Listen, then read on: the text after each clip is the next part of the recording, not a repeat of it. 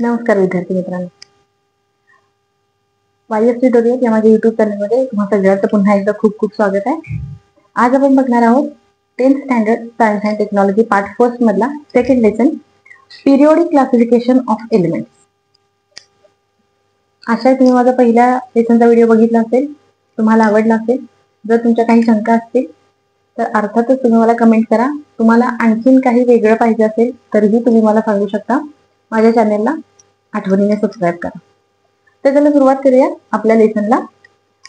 Periodic classification of elements. आता elements म्हणजे काय, तर आपण बघतो आतापर्यंत आपण सायन्स मध्ये थोडाफार अभ्यास केलेला आहे. आपल्या युनिव्हर्समध्ये किंवा आपण ज्या काही वस्तू बघतो आपल्या आजूबाजूला असणाऱ्या आपल्या परिसरामध्ये, त्या प्रत्येक वस्तू कुठल्या ना कुठल्या मॅटर पासून तयार झालेल्या असतात. मॅटर म्हणजे असं द्रव्य ज्याच्यापासून सगळ्या वस्तू ह्या तयार झालेल्या आहेत. मग हा जो मॅटर आहे त्याचे पुन्हा दोन भाग आहेत, ज्याच्यामध्ये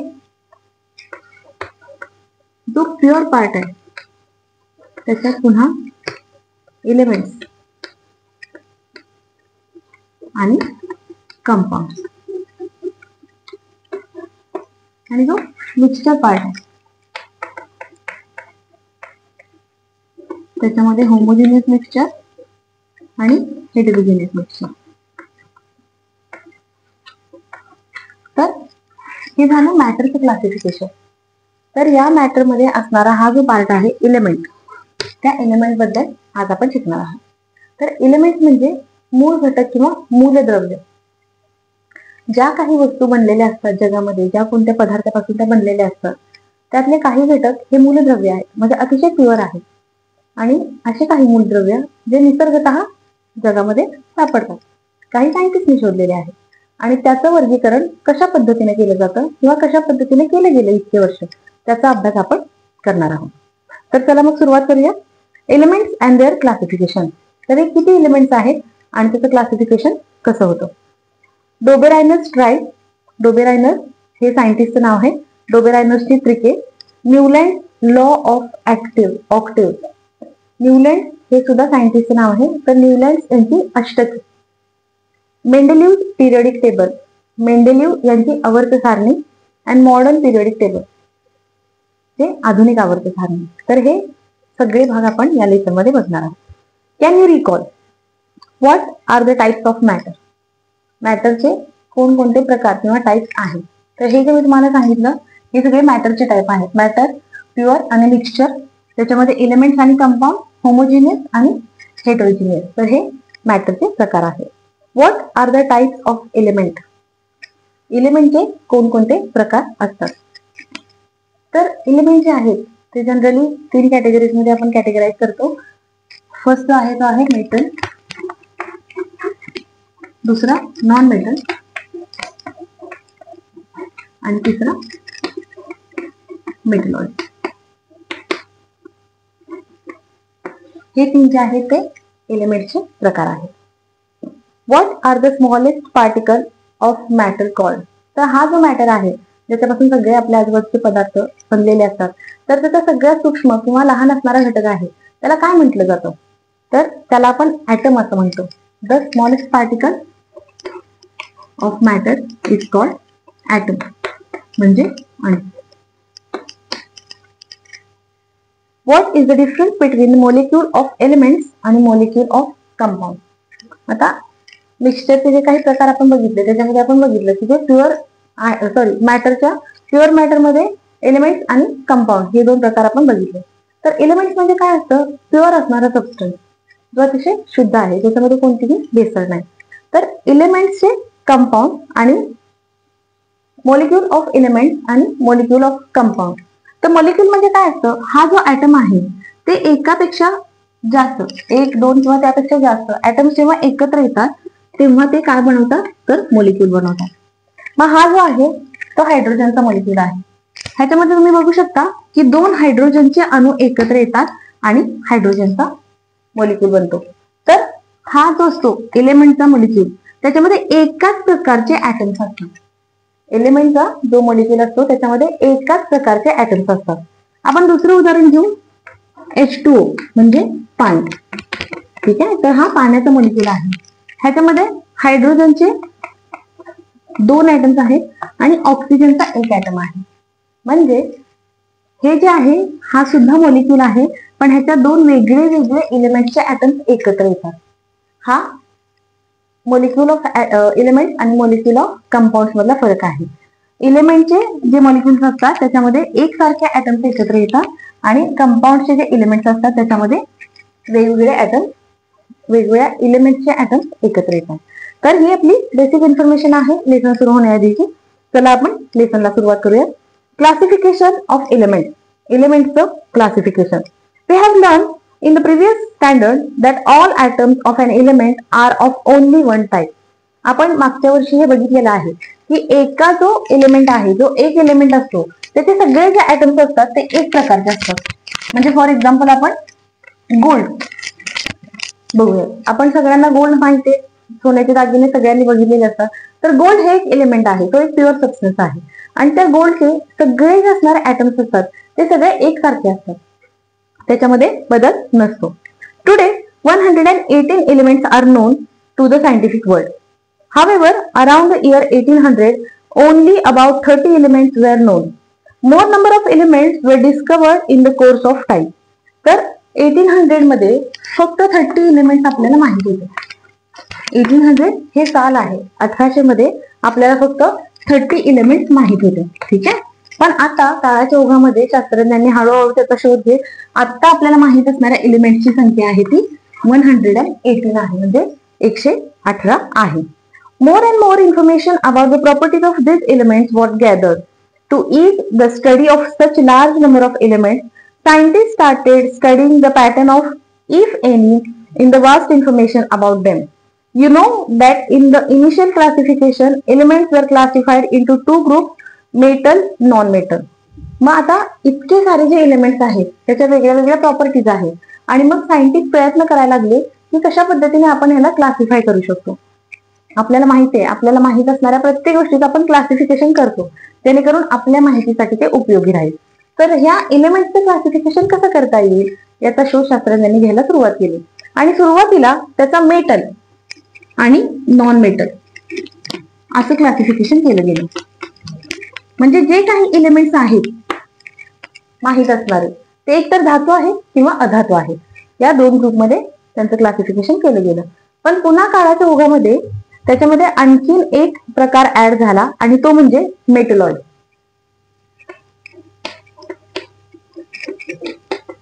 ह्याला धातू सदृश्य असं म्हणतात. धातू सदृश्य म्हणजे धातू सारखा वाटणारा, तो धातू सारखा प्रॉपर्टी दाखवतो किंवा धातू सारखं त्याचं टेक्स्चर असतं, पण actually it is not metal, म्हणून त्याला मेटलॉइड असं म्हटलं गेलं.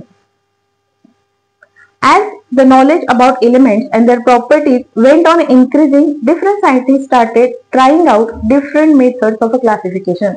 आणि मग जसे हळूहळू एलिमेंट्स वाढत गेले आणि हळूहळू त्याच्या प्रॉपर्टीज माहिती होत गेल्या, तसं मग वेगवेगळ्या सायंटिस्टनी काय करायला सुरुवात केली, तर क्लासिफिकेशनच्या वेगवेगळ्या मेथड शोधण्यासाठी सुरुवात केली. तर इथून पुढे आपण त्यांचे क्लासिफिकेशन कोणी आणि कुठल्या आधारावरती केले याचा अभ्यास करणार आहोत. चला तर मग सुरुवात करूया.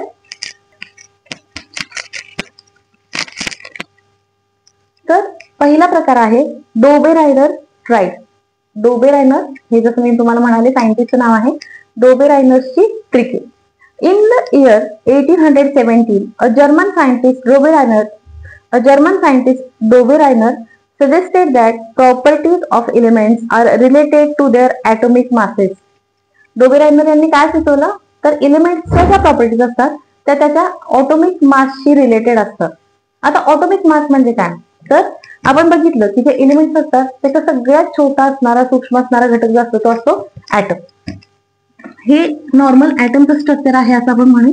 तर हा जो ऍटम असतो ह्याच्यामध्ये न्यूक्लियस असतो, प्रत्येक ऍटम मध्ये ते असतं. ह्या न्यूक्लियस मध्ये पॉझिटिव्ह असणारा चार्ज म्हणजे प्रोटॉन आणि न्यूट्रल असणारा चार्ज म्हणजे न्यूट्रॉन, हे दोन्ही असतात. बरोबर, प्रोटॉन आणि न्यूट्रॉन. आणि इलेक्ट्रॉन जे असतात ते त्या न्यूक्लियसच्या भोवती असे रिव्हॉल्विंग स्टेट मध्ये असतात. तुम्हाला बेसिक फक्त लक्षात यावं म्हणून हे मॉडेल काढते. हे कोणत्याही पर्टिक्युलर ऍटमचं म्हणजे चित्र नव्हे, फक्त तुमच्या लक्षात यावं म्हणून. तर हे प्रोटॉन आणि न्यूट्रॉन आणि बाहेर जे रिव्हॉल्व्ह होत आहेत ते इलेक्ट्रॉन. तर इलेक्ट्रॉन जे असतात त्यांच्यावरती निगेटिव्ह चार्ज असतो, प्रोटॉन जे असतात ते पॉझिटिव्हली चार्ज असतात आणि न्यूट्रॉन जे असतात ते न्यूट्रल असतात, त्यांच्यावरती कोणताही चार्ज नसतो. तर जनरली प्रोटॉन आणि इलेक्ट्रॉनची संख्या जी असते ती सारखी असते, कधी कधी न्यूट्रॉनची संख्या पण सारखी असते. तर हे जे प्रोटॉन आणि न्यूट्रॉन आहेत ह्या दोन्हीचं जे मास आहे that is a atomic mass.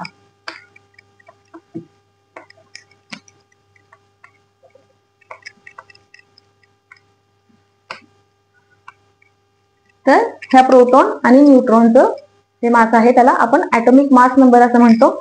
आणि फक्त प्रोटॉन किंवा फक्त इलेक्ट्रॉन हे जे आहेत त्याला आपण ऍटॉमिक नंबर असं म्हणतो.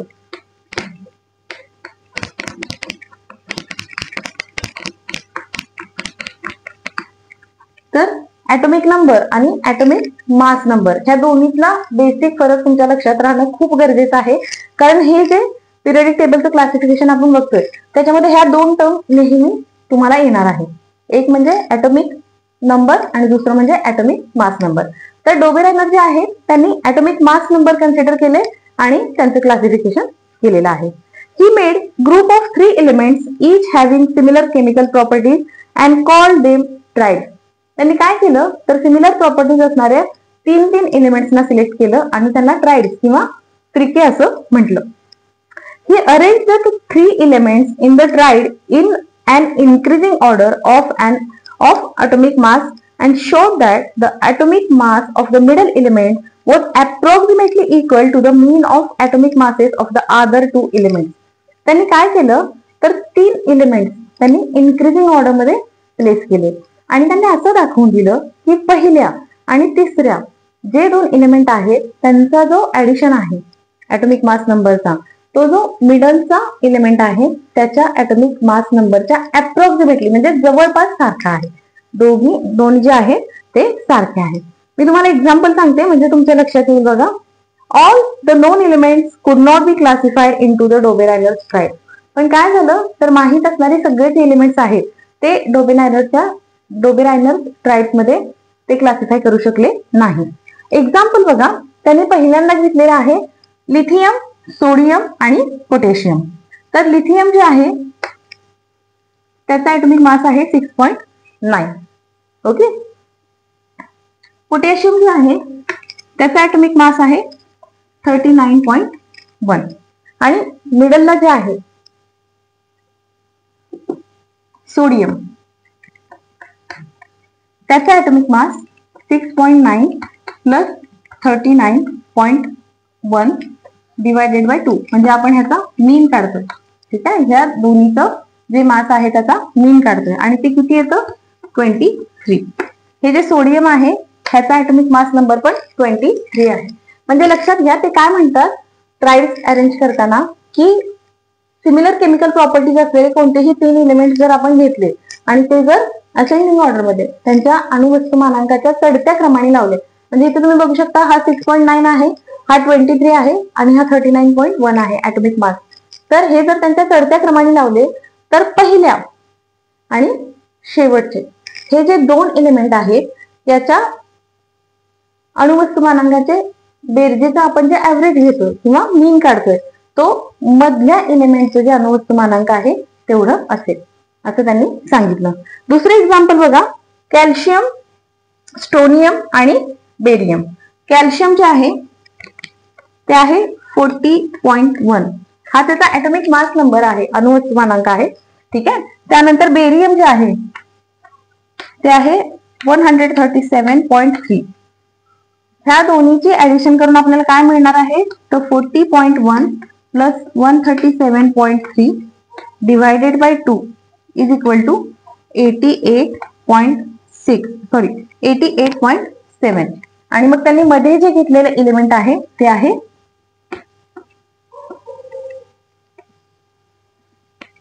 स्टोनियम. तर स्टोनियमचा ऍटॉमिक मास नंबर किती आहे 87.6. हा आपला आलेला मीन आहे दोन्हीचे ऍडिशन करून आणि हे त्या स्टोनियमचा असणारा ऍक्च्युअल ऍटॉमिक मास आहे. तर तुम्ही बघू शकता ह्या दोन्हीमध्ये थोडाफार अप्रॉक्सिमेटली एकमेकांच्या जवळ आहेत. पॉइंट्स मध्ये थोडा फरक आहे, अदरवाईज अप्रॉक्सिमेटली एकमेकांच्या जवळ आहे. तर अशा तऱ्हेने त्यांनी 3 एलिमेंट जे आहेत ते अरेंज केले आणि स्वतःची जी थेअरी आहे ती सांगितली. बघा, can you tell identify Dobereiner's triad from the following group of elements having similar chemical properties. आता तुम्हाला 3 ग्रुप दिलेले आहेत वेगळे वेगळे आणि तुम्हाला त्याच्यामध्ये डोबेरायनरची ट्राइड्स आहेत ज्यांच्या केमिकल प्रॉपर्टीज सेम आहेत असे एलिमेंटचा ग्रुप शोधून काढायचा आहे. तर हे डोबेरायनर ट्राइड बद्दल झालं. त्यांनी केमिकल प्रॉपर्टी सेम असलेले 3 एलिमेंट्स अरेंज केले ऍटॉमिक मास नंबर यूज करून. पण सगळे जे एलिमेंट्स आहेत माहीत असणारे ते त्यामध्ये अरेंज करू शकले नाही.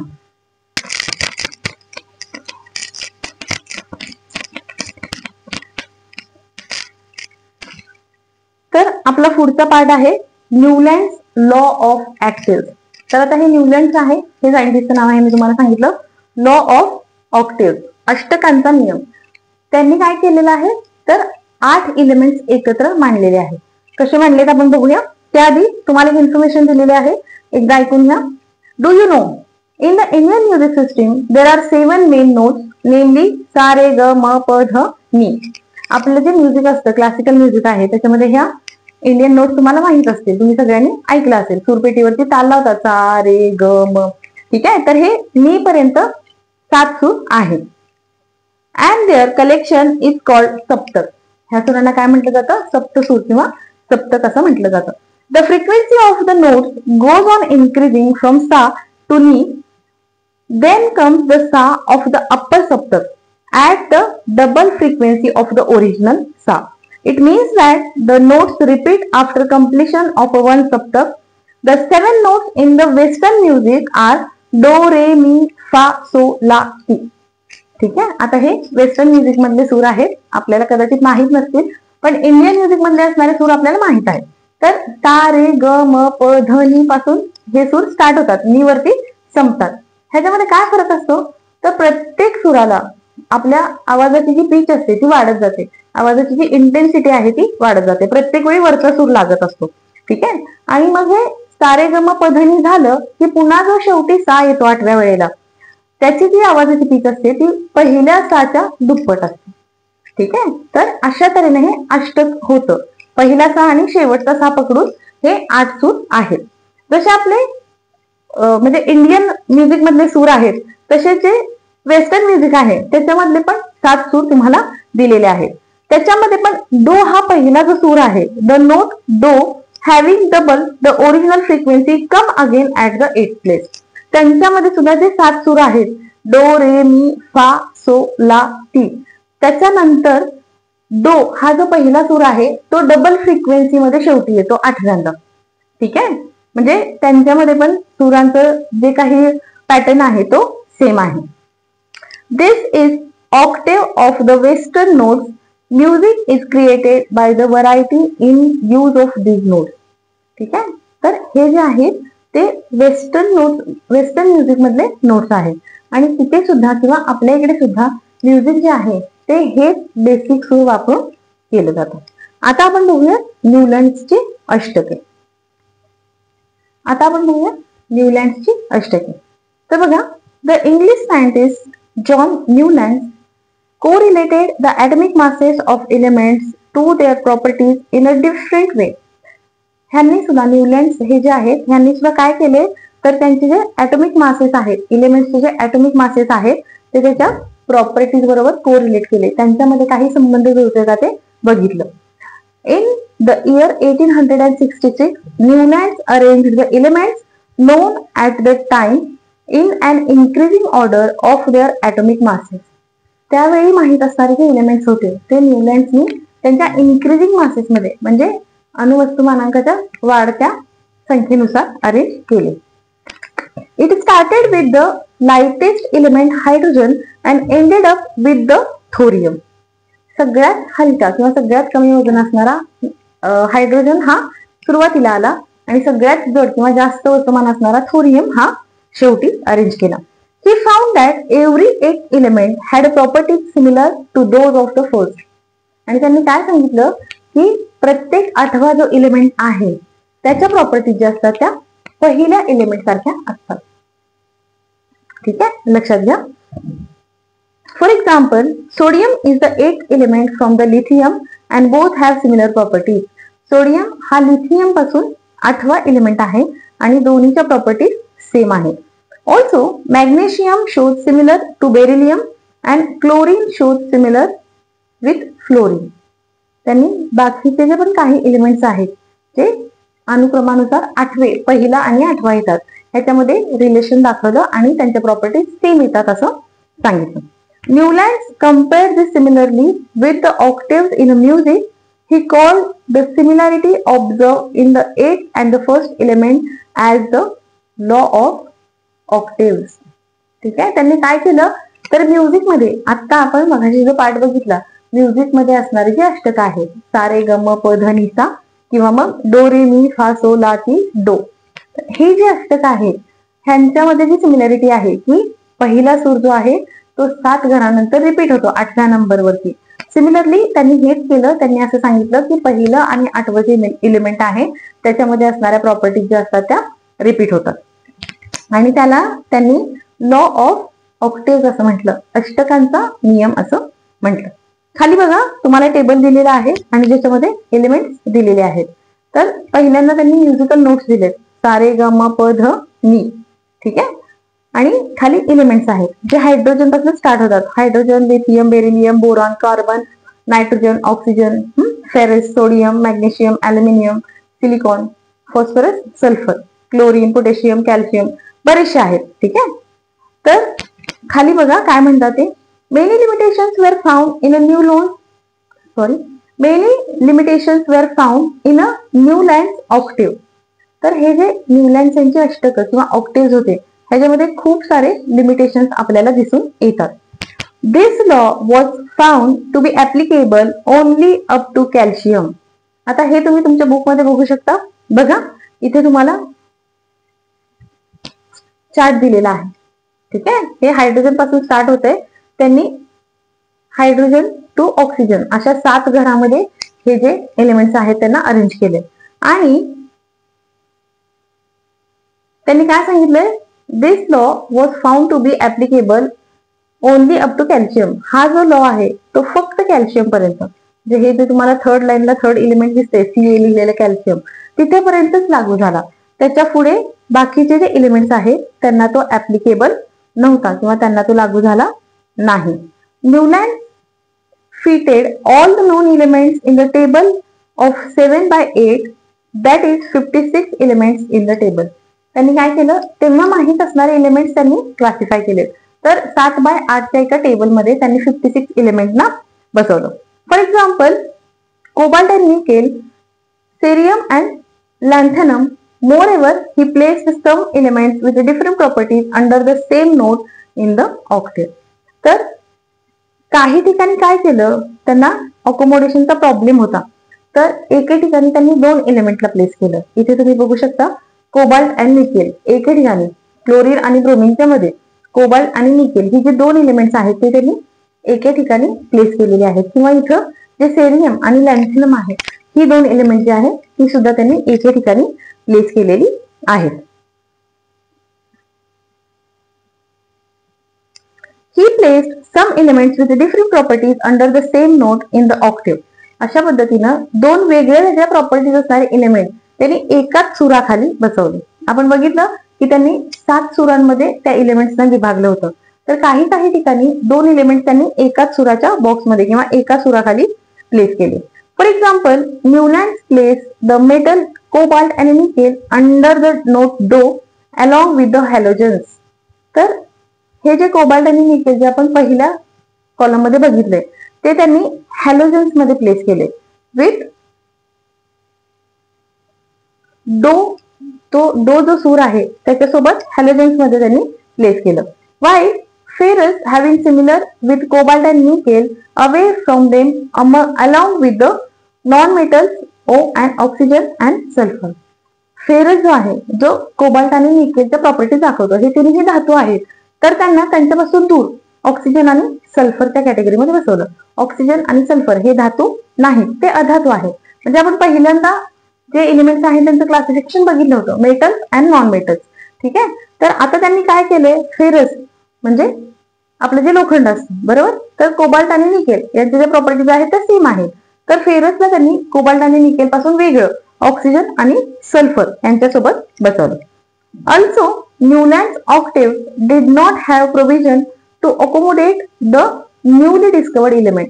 त्याचबरोबर जे माहित आहेत तेवढे त्यांनी त्या टेबलमध्ये कसे तरी अरेंज केले, म्हणजे नवीन सापडतील त्यांना कुठे प्लेस करायचं, त्यांच्यासाठी कुठे जागा आहे, याची काहीही प्रोव्हिजन त्यांच्या ऑक्टेव्ह मध्ये किंवा त्यांच्या क्लासिफिकेशन मध्ये नव्हती. The properties of the new element discovered later on did not fit in the Newland law of active. त्यानंतर फाइंड झालेले किंवा त्यानंतर शोधले गेलेले जे एलिमेंट्स आहेत, ठीक आहे, तर त्यांच्या प्रॉपर्टीज ज्या आहेत ते त्यांच्या त्या अष्टकांमध्ये किंवा ऑक्टेव्ह मध्ये फिट बसू शकल्या नाही. तर हे न्यूलँड ऑक्टेव्ह आहे.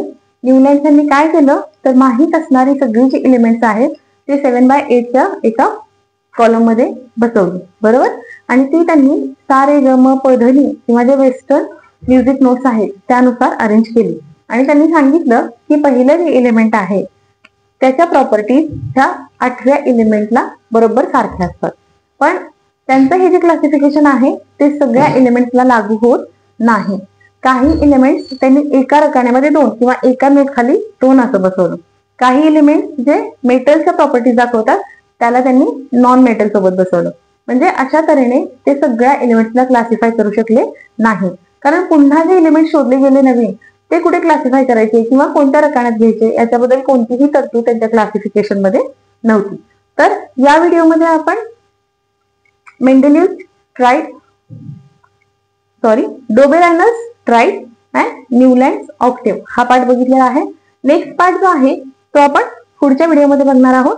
तुम्ही माझा व्हिडिओ आवर्जून पहा, माझ्या व्हिडिओला लाईक करा, शेअर करा, चॅनेलला सबस्क्राईब करा. आपण भेटूया पुढच्या व्हिडिओमध्ये. तोपर्यंत धन्यवाद.